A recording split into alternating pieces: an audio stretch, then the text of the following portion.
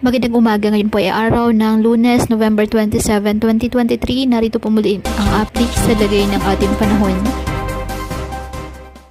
Ayon sa Pag-asa, patuloy pa rin po na umiiral at nakakaapekto ngayon ang Northeast Monsoon o amihan. Apektado nito ang Northern at Central Luzon. Wala naman pong bagyo o low pressure area na minomonitor sa loob ng ating PAR na maaaring makaapekto sa ating bansa. Ngayong araw, dahil pa rin po sa amihan ang Cagayan Valley, Apayao, Kalinga, Mountain Province at Ifugao, asahan ng maulap na halangitan na may mahihinang pag-ulan.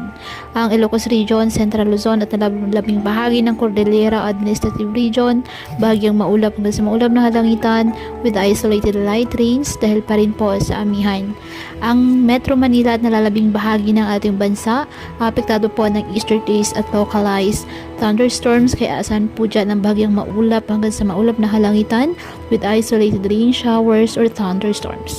Kaya po patuloy po natin na pinag-iingat ang ating mga kababayan sa banta ng mga pagbaha at pagguho ng lupa, at ugaliin po na magdala palagi ng payong o kahit anong panangga sa ulan kapag lalabas ng ating mga tahanan. At yan po muna ang update sa lagay ng panahon ngayong araw. Muli patuloy po tayo na mag-ingat at palaging tandaan, God loves you.